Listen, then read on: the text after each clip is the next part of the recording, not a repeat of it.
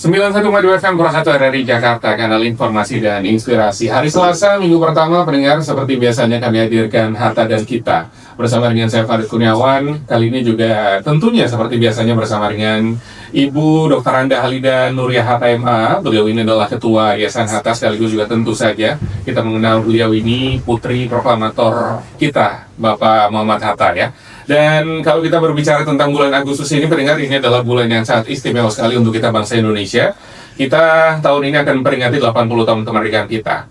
Dan 8 dekade penuh perjuangan tentunya, kemudian juga perubahan yang terjadi ada, pembelajaran juga ada yang terjadi kita sebagai bangsa. Tapi ada satu fakta menarik yang sering luput pendengar, bahwa Agustus ini adalah juga bulan kelahiran dari Bung Hatta. Tepatnya adalah tanggal 12 Agustus. Dan pada tanggal 17 Agustus tahun 45, ketika proklamasi dikumandangkan, ini Bung Hatta sudah berulang tahun ke-43 5 hari sebelumnya, begitu ya Bu Halida ya. Yeah. Bu Halida, ini terkait dengan bulan Agustus ini Bu Halida, kita memperingati dua momen penting ya, 80 tahun kemerdekaan Indonesia, juga hari lahirnya Bung Hatta. Kalau Ibu Halida sendiri nih, yang dirasakan begitu Bu untuk merayakan dua momentum penting di bulan Agustus ini, apa yang dirasakan Bu? Merasakan sebagai suatu kewajiban sosial juga.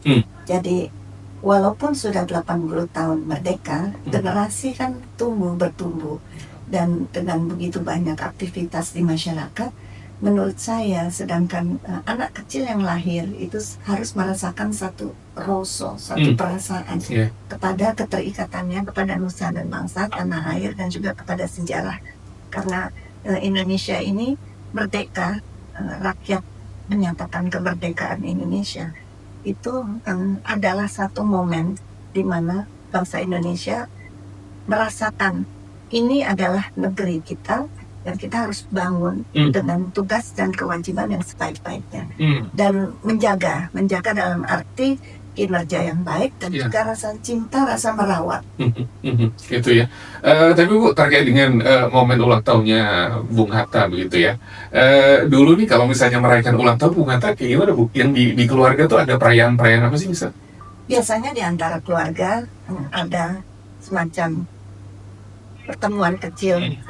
Tetapi ada satu momen yang penting, jadi teman-teman Bung Hatta waktu itu mengadakan panitia khusus untuk merayakan Bung Hatta 70 tahun. Dan itu ada satu buku di mana teman-teman itu semuanya menulis kesan-kesan mereka. Teman itu ada yang dari masa Perhimpunan Indonesia waktu Bung Hatta masih mahasiswa, dan juga ada teman-teman yang kemudian sesama orang pergerakan atau sesama yang di dalam pemerintahan, dan itu profesinya ada yang sebagai dokter, tapi juga Perdana Menteri. Jadi orang dulu itu hebat-hebat ya, mereka holistik. Betul, luar biasa. Itu yang harusnya menjadi teladan kita sampai sekarang ini begitu ya Bu ya? Betul, jadi melihat kepada masalah-masalah kebangsaan dan juga masalah kita sebagai bangsa harus saling menolong secara hakiki. Jadi supaya kita hidupnya memang beradab. Karena merdeka itu berarti kita merdeka dari rasa ketakutan. Kalau di masa penjajahan kan semua serba salah. Ya, baik. Nah, Bu Halida, Bung Hatta ini kan dikenal nggak hanya sebagai sosok proklamator gitu, tapi juga pemikir besar bangsa. Dalam pandangan Bu Halida nih, apa makna kemerdekaan menurut Bung Hatta yang mungkin generasi zaman sekarang tuh masih suka luput begitu? Kemerdekaan nasional atau kita merdeka sebagai bangsa itu sebetulnya jati diri kita bangun. Dan setiap orang dengan profesinya itu mengkaitkan dengan ini kita berbuat sesuatu untuk tanah air dan bangsa. Jadi adab, sikap, dan juga pemikiran serta ilmu semuanya dikerahkan untuk martabat kita sebagai bangsa. Jadi kemerdekaan itu juga berarti bahwa kita melepaskan diri dari sikap-sikap feodal, atau juga sikap-sikap di mana kita seperti takut, yani harus freedom from fear ya, lepas dari rasa takut dan juga percaya diri, dan apapun yang kita miliki kita mampu mengasah untuk kepentingan diri kita sendiri dalam arti baik, dan juga untuk masyarakat dan untuk bangsa, sehingga kemanapun kita pergi setiap orang Indonesia adalah duta yang baik. Apalagi sekarang banyak orang Indonesia yang tenaga kerja di luar negeri, ada yang jadi juru rawat, ada yang jadi petani, ada yang menjadi konsultan. Itu semua menunjukkan adalah duta-duta yang baik. Dan juga sebagai para penimba ilmu, jadi mereka yang sedang studi S1, S2, S3 semua menjadi duta yang baik. Jadi adab orang Indonesia itu harusnya menunjukkan kita mempunyai satu martabat dan satu wibawa. Setuju sekali. Nah ini kalau Bu Halida sendiri melihat sekarang ini kan tahun ini kita akan memperingati 80 tahun kemerdekaan kita. Kondisi di Indonesia saat ini secara umum 80 tahun kemerdekaan, bagaimana dalam pandangan Bu Halida? Kalau dalam pandangan saya, sebetulnya kita sudah harus benar-benar bekerja keras. Dalam arti ketika saya kembali sedikit ke masa lalu ya, ketika pengakuan kedaulatan Republik Indonesia di 27 Desember 1949, 4 tahun setelah Indonesia menyatakan kemerdekaan Indonesia 17 Agustus 1945, 1949 27 Desember itu Indonesia diakui sebagai negara yang berdaulat di seluruh dunia. Nah ketika itu masa-masa romantik kata Bung Hatta sudah selesai. Yang harus kita kerjakan adalah bekerja keras. Dalam salah satu tulisan yang banyak Bung Hatta mengatakan tentang perlu melihat kepada Tiongkok dan India, di mana dua negara itu berpenduduk sangat banyak ketika itu pun, dan itu melihat kepada etos kerjanya, disiplinnya, dan juga Indonesia sudah mesti mulai tidak hanya sekedar mengirim bahan mentah, tapi Indonesia harus membuat, karena yang penting adalah daya beli rakyat harus diperbaiki. Dalam hal ini adalah melayani rakyat. Saya lihat tahun 80 tahun artinya sudah waktunya tidak dipenuhi dengan politik sebagai panglima atau jargon-jargon politik, tetapi harus benar-benar esensi bekerja untuk rakyat, semua pihak. Luar biasa. Nah ini kalau kita flashback lagi juga ke tahun 45 ketika proklamasi dibacakan gitu ya, Bung Hatta pada saat itu usianya 53 tahun. Tokoh muda lah ya pada saat itu begitu ya. Bagaimana Bu Halida melihat usianya masih muda tapi kedewasaan dalam pandangan politiknya luar biasa, ayah begitu ya. Gimana Bu? Apa yang bisa disampaikan terkait dengan kedewasaan politik Bung Hatta pada saat proklamasi?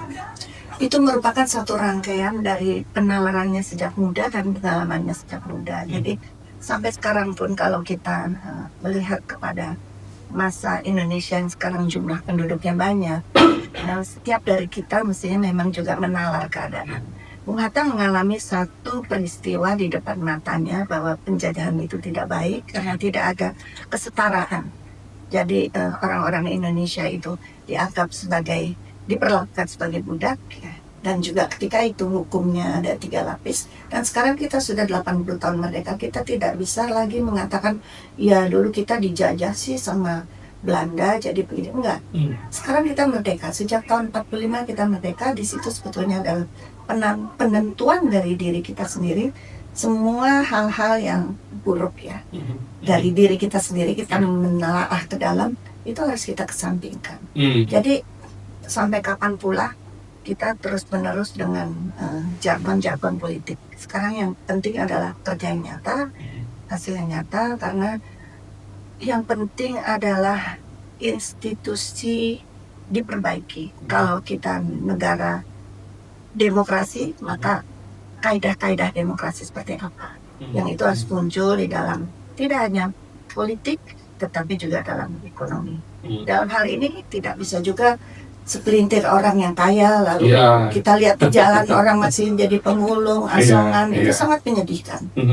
Kesenjangan begitu Bu yang ada ya. Baik. Untuk Anda pendengar, kami udah juga untuk berbincang bersama dengan kami di sini ada saya Farid Kurniawan dan juga ada Bu Halida Hatta. Anda yang ingin bertanya juga terkait dengan kemerdekaan, kemudian juga pandangan Bung Hatta terkait dengan proklamasi kemerdekaan, perayaan kemerdekaan, boleh silakan Anda sampaikan pertanyaan Anda pendengar di 0812 1234912, atau yang mau telepon juga kami tunggu di 0213440696 dan juga di 3441499. Bu Halida, yang pernah saya baca ya, katanya di usia 1 tahun pertama Indonesia, ini peringatan kemerdekaan kan dirayakan setiap bulan. Nah, ada pada saat itu bulan Juli tahun 46, 11 bulan setelah Indonesia merdeka, Bung Hatta juga sempat menyampaikan pidatonya, dan di situ juga ada banyak pesan penting yang apa namanya ya, perlu untuk kita ingat sampai dengan sekarang ini. Apa yang bisa disampaikan Bu terkait dengan pidato Bung Hatta di peringatan kemerdekaan pada 1 tahun pertama, tepatnya adalah 11 bulan pada saat itu?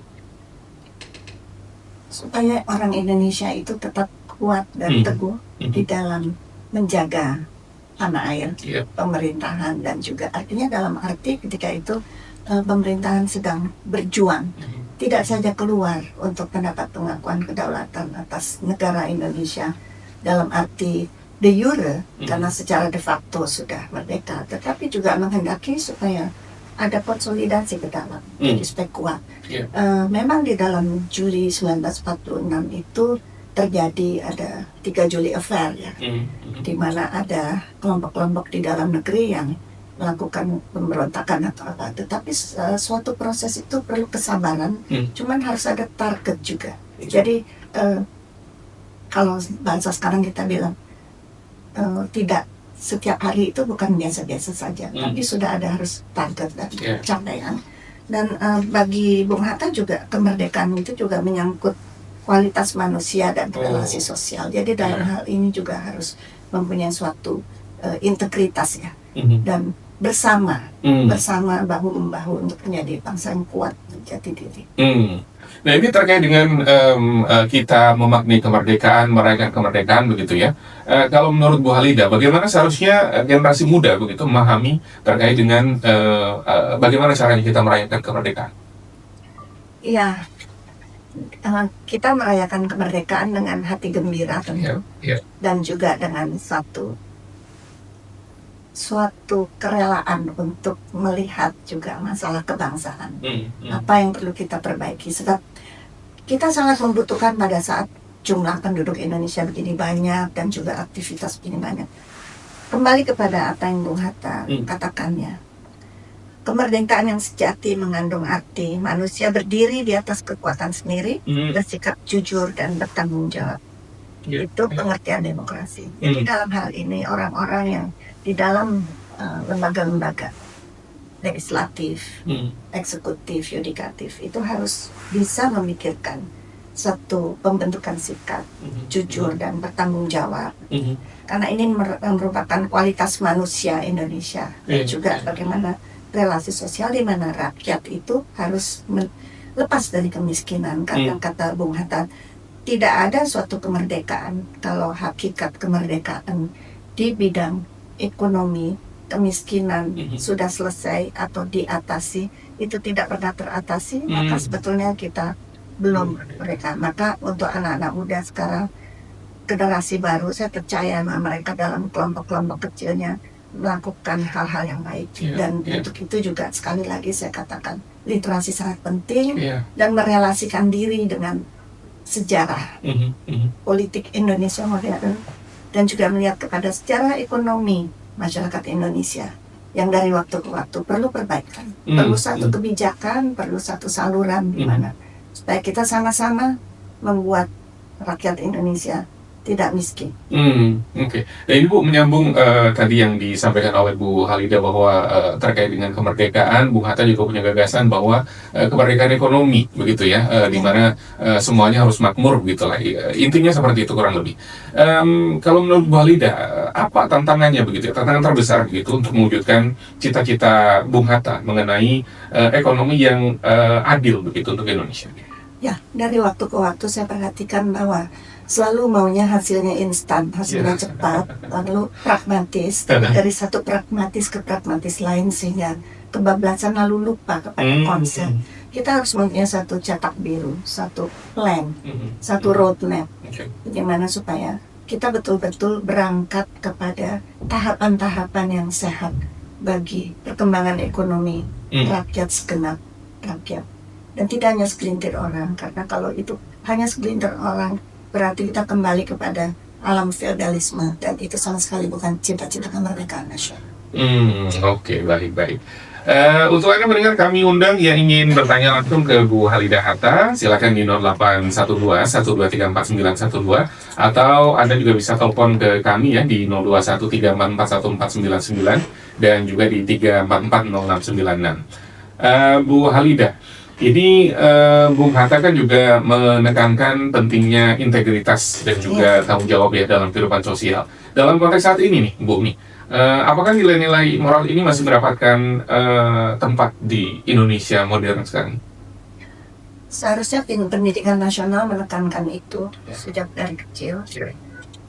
Banyak keluarga yang masih menerapkan itu, tapi lebih banyak keluarga yang juga ya setiap hari biar dijalani saja apa saja. Jadi memang terdapat transformasi nilai-nilai atau perubahan nilai gitu.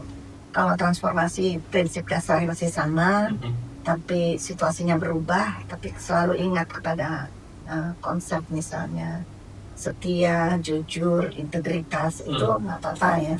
Tetapi kalau misalnya sikapnya masa bodoh dan hanya memikirkan diri sendiri, itu sangat disayangkan. Untuk Indonesia tidak cocok. Nah, ini pendidikan karakter ini juga penting sekali gitu ya. Ini adalah salah satu fokus Bung Hatta sejak awal begitu. Kalau menurut Bu Halidah, untuk menumbuhkan kembali pendidikan karakter biar nantinya juga generasi mendatang bisa mewujudkan Indonesia Emas ya, harapan kita akan sebentar lagi. Apa yang perlu diperbaiki lagi? Setiap orang harus mempunyai satu kebutuhan untuk membuat Indonesia lebih baik. Jadi ada sekarang istilah training for trainers. Jadi pelatih tidak hanya dia melatih murid-murid, tetapi pelatih pun mesti mau dilatih. Manajer juga begitu, dan juga pejabat-pejabat publik juga harus melihat literasi salah satu cara. Jadi mencari sesuatu kebaikan bersama dan juga komunikasi antar kelompok itu semua akan membuka. Jadi bukan kalau sudah berada di kedudukan tertentu lalu merasa benar sendiri. Harus mencoba untuk juga harus ada benchmark, melihat kepada negara lain seperti apa. Karena kalau dilihat Indonesia itu punya semuanya. Tapi kenapa seperti ada sebuah kalau bahasa Inggrisnya ada curse ya, semacam kutukan. Jadi di atas segala begitu ketersediaan, mengapa kita serba sangat kekurangan. Ini ada manajemen yang sangat salah secara keseluruhan. Nah Bu, kemudian di dalam kehidupan kita sehari-hari ya, dalam pandangan Bu Halidah, bagaimana caranya kita bisa mempraktekkan kemerdekaan yang bermoral seperti yang dimaksud oleh Bung Hatta kan, kemerdekaan juga harus bermoral gitu. Gimana caranya? Itu harus dari diri sendiri, harus ada rem juga ya. Sebab kalau misalnya masih suka kebablasan ya, merasa selalu benar sendiri dan tidak mau mendengar, itu agak sulit. Jadi memang di dalam seperti Bung Hatta katakan, merdeka dari rasa takut, tetapi juga harus tahu batasnya. Jadi semua ada aturan, semua ada etika, dan itu adalah juga mengasah rasa sanubari kita dan juga melihat kepada di mana kita berada. Gitu ya. Dan kecenderungannya kalau anak-anak muda khususnya Gen Z nih Bu, dalam pandangan Ibu ya, gimana nih Bu terkait dengan apa tadi tuh, mengerem, kemudian juga tentang hal yang kadang-kadang suka kebablasan begitu? Saya kurang tahu ya, saya belum mengerti dengan mereka, tetapi mungkin di antara mereka sendiri akan ada kontrol ya, dan juga kalau mereka berinteraksi dengan generasi yang lebih senior dari mereka, mungkin juga bisa mengambil hal-hal yang baik. Betul. Jadi saling belajar lah gitu. Jadi kita sebagai yang lebih lebih mature dari mereka, ini juga harus memperlihatkan contoh-contoh yang selalu bagus tentunya Bu ya. Dan biar juga kita harus fair gitu, harus adil. Dalam arti kan perkembangan sangat yang generasi tua juga belajar dari yang muda. betul. Titik tekan yang baik. Tapi kalau melihat kepada kehidupan Bung Hatta sepanjang masa, sikap sopan santun dan menghargai orang lain, apakah dia tua muda anak-anak, itu sangat jelas di Bung Hatta. Nah, kalau lihat fotonya Bung Hatta kan mukanya selalu bening ya. Iya betul. Iya. Adem kalau melihat foto-fotonya Bung Hatta, luar biasa. Apalagi Ibu sebagai salah satu putrinya, pasti juga sampai sekarang kalau ngelihat foto-foto lamanya Bung Hatta, apa Bu yang dirasain Bu? Ya, apa namanya, ya teduh ya rasanya, hatinya teduh, senang. Dan saya juga membaca tulisan-tulisan Bung Hatta itu merasa sepertinya, aduh, karena pernah, ya karena jadi anaknya ya selama 24 tahun, terus kemudian ayah meninggal, jadi merasa seperti nasihat itu dan juga kenyamanan adem rasa di hati itu terasa. Seakan-akan bertutur, bercerita melalui tulisan-tulisan. Dan selalu ada makna baru yang kemudian didapatkan ketika membaca lagi. Sangat. Dan pada satu pertemuan waktu itu saya sedikit refleksi ke belakang. Lalu salah satu yang hadir adalah salah satu pejabat juga gitu. Artinya punya jabatan di dalam pemerintahan. Dia melihat ini semacam nostalgia, bukan itu mengambil petikan, tetapi untuk melihat pada konteks sekarang. Ya, jadi kita lihat pada prinsip esensi gitu. Kemanusiaan itu sendiri, bagaimana kita menempatkan diri, pribadi, jati diri, dan juga konteksnya sekarang. Jadi ya, kalau kita mau pragmatis, kita tetap harus melihat kepada konsep dasar. Iya, setuju. Untuk Anda pendengar kami, saya akan terus melanjutkan kebersamaan kita bersama dengan Bu Halidah Hatta ya. Anda ingin bertanya ke Bu Halidah langsung, boleh silakan, kami tunggu pertanyaan Anda di 0812 1234912. Yang mau telepon juga kami buka line telepon kami 0213441499 dan juga di 0213440696. Kita akan kembali lagi masih di Hatta dan Kita. Akan memperingati hari lahir Bung Hatta, pendengar yang ke-123, Yayasan Hatta mengundang Anda, para pendengar begitu ya, untuk hadir dalam pameran Jejak Integritas Bung Hatta dan Mereka yang Melawan Hingga Akhir Hayat. Ini diadakan tanggal 12 sampai dengan tanggal 17 Agustus 2025, tempatnya di Taman Pemakaman Umum Tanah Kusir, Jakarta. Pamerannya menelusuri nilai-nilai integritas, kemudian juga kesederhanaan, dan juga perjuangan dari Bung Hatta dan juga tokoh-tokoh lainnya. Untuk informasi selengkapnya, silakan Anda kunjungi Instagram @yayasan hatta. Sekali lagi, Anda bisa mendapatkan informasinya di Instagram @yayasan hatta. Bu Halidah, langsung saja ada pertanyaan dari beberapa pendengar yang akan kita bahas ya. Yang pertama ini ada dari 088812 sekian. Pertanyaannya panjang ini Budi. Yang pertama adalah bagaimana menurut Bu Halidah ya pandangan Bung Hatta terkait dengan tata kelola fiskal di Indonesia pasca reformasi. Apakah pemerintah pusat harus mendapatkan alokasi penerimaan pajak yang lebih banyak dibandingkan dengan daerah? Ataukah pemerintah pusat seharusnya menerima lebih sedikit dibandingkan dengan daerah? Karena di tahun 2020 sampai dengan 2025 saat ini transfer ke daerah semakin dikurangi dan semakin tersentral. Itu pertanyaan cukup teknis, tetapi saya ingin melihat kepada dasarnya. Ketika berbicara mengenai fiskal atau mengenai ekonomi nasional, fokusnya kepada pajak saja. Jadi ingat pada zaman kolonial itu rakyat selalu kena pajak ya. Yang nggak punya kena pajak berat. Tapi sebetulnya Indonesia ini sangat kaya. Bagaimana tata kelola overall, keseluruhan, tiap-tiap bagian dari aset-aset ekonomi. Kan sebetulnya Bung Hatta juga sudah menetapkan garis dasar di dalam Undang-Undang Dasar 45 Pasal 33. Bumi, air, kekayaan alam yang terkandung di dalamnya itu dikuasai oleh negara dan dipergunakan sebaik-baiknya untuk kemakmuran rakyat. Jadi itu tata kelola. Jadi dan di sini sebetulnya kita bisa makmur kalau kita punya satu kebijakan untuk transparan, ada akuntabilitas, ada tanggung jawab. Ini kemana dan kemana. Kalau kita lihat di dalam dunia global ya, Tony Blair, bekas Perdana Menteri Inggris beberapa waktu yang lalu ya, dia mencanangkan secara dunia itu tentu dengan World Bank, EITI, Extractive Industry Transparency Initiative. Itu jadi untuk dunia negara-negara yang mempunyai tambang-tambang migas dan juga tambang-tambang lain. Itu kadang-kadang kenapa menjadi justru yang punya banyak malah miskin. Ini berarti yang tadi saya sudah sebut ya, dengan satu kata ada curse, satu kutukan begitu. Ini yang kita harus sadari sebagai bangsa. Kita tidak bisa terus-terusan berslogan politik, tapi lihat tantangan kita adalah tantangan dari mental kita sendiri.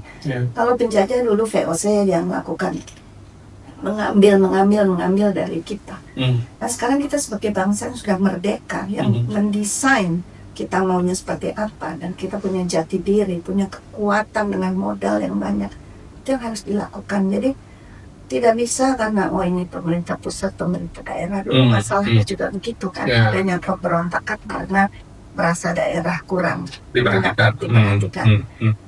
Oke, baik. Berikutnya pertanyaan kedua, Bu, masih dari pendengar yang sama.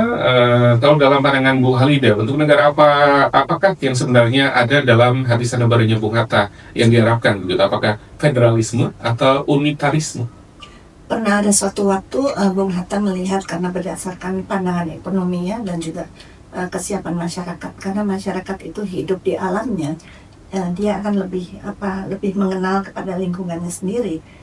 Ketika melihat dari sebagai seorang ilmuwan yang juga memakai pendekatan sosiologis, Bung Hatta melihat satu daerah sebetulnya bisa berkembang ketika memang masyarakatnya mengenal. Misalnya di daerah hutan, maka masyarakatnya itu mengenal mengenai alamnya, dan juga supaya ada suatu keunggulan komparatif. Tetapi melihat kepada kesatuan, bahwa secara demokrasi, ketika seluruh rakyat sebetulnya menyukai kesatuan, tentu Bung Hatta juga melihat bahwa pentingnya kesatuan dalam arti komunikasi dan juga transparansi, dan tidak mengembangkan sikap-sikap feodalisme itu adalah sangat penting.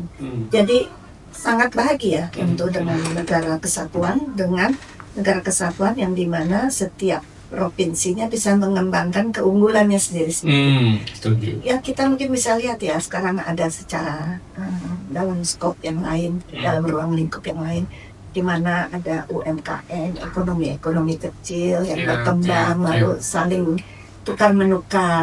Jadi di situ terjadi aktivitas ekonomi yang mudah-mudahan bisa membuat perbaikan bagi rakyat. Baik, berikutnya Bu Halida, ada pertanyaan lagi dari tempat, ada Mbak Nita. Pertanyaannya singkat, padat, dan jelas. Kalau menurut Bu Halida, apakah Indonesia sekarang sudah maju? Indonesia masih mengalami tantangan untuk maju. Indonesia seharusnya bisa 10 kali lebih maju, karena kita juga mempunyai aset yang lebih banyak daripada negara-negara tetangga kita. Kaya sekali kita, Bu. Ya, kita harus mengakui bahwa kita masih wajahnya belum cantik. Harus cantik dalam dan luar. Oke, tapi insya Allah kita menuju ke sana. Harus ya. Rakyat harus optimis. Setiap individu harus optimis. Baik, kemudian ada pernyataan, ini bukan pertanyaan dari Bu Is Jatiwaringin. Bung Hatta, pemimpin yang rendah hati, keren katanya. Terima kasih Bu Is. Ini langsung didengarkan sama putri beliau ya, Bu Is ya. Berikutnya juga tadi ada Bu Tari yang ada di Banten. Ini pertanyaannya, coba saya ini ya. Mana nih? Apakah bagaimana ini maksudnya ini, karena banyak bunga-bunganya ini. Umur yang penuh nasihat dan pengayom pelindung, tetapi masih ada banyak yang belum diselesaikan dalam berbagai bidang di Indonesia untuk 80 tahun kemerdekaan. Kalau menurut Ibu, bagaimana solusi terbaiknya untuk menyelesaikan masalah-masalah yang ada untuk menuju 80 tahun Indonesia? Begini, kita harus merubah mindset juga ya. Kalau kita jangan cepat puas, tapi harus melihat dari satu proses, harus berani mengkaji ulang apa yang masih kurang. Dan juga kalau seorang pejabat begitu, apa yang sudah baik lanjutkan saja. Jadi dia bisa menambahkan dengan kebijakan yang melengkapi itu. Tapi itu harus semuanya berorientasi untuk kebaikan rakyat bersama, dan bukan untuk kepentingan elit ulama. Yang sayangnya tuh kita selalu tambal sulam. Nanti apa yang sudah baik dirombak dengan pejabat yang baru. Ya itu merusak sendiri. Juga harus, sekali lagi kita harus melihat juga pada negara-negara tetangga kita yang mungkin asetnya tidak sebanyak kita, tapi dengan suatu semangat yang bagus dan juga dengan roadmap yang lebih baik dan mendaya gunakan. Dan begini, Indonesia ini belum cukup mengembangkan sumber daya manusia. Ya, itu. Itu harus menjadi program utama. Iya. Dan Bung Hatta juga pernah menyebutkan bahwa kemerdekaan ini hanya sebagai jembatan emas, begitu ya Bu ya, untuk menuju masyarakat yang adil dan makmur. Tahun ini 80 tahun kita merayakan kemerdekaan. Kalau menurut Bu Halida, sejauh mana kita sudah melintasi jembatan ini? Wah, ini jembatan emas ya. Iya. Kita masih mempunyai satu masalah yang besar sekali, yaitu ekonomi kita belum baik untuk rakyat. Ya, rakyat itu sebetulnya gini, ketika kemerdekaan itu adalah pemenuhan hak-hak, supaya terjadi pemenuhan hak-hak atas manusia. Penduduk Indonesia, bangsa Indonesia yang hidup di Indonesia itu harus bisa merasa bahagia dengan sistem terutamanya ya, sistem kemasyarakatan dan sistem ekonomi yang baik.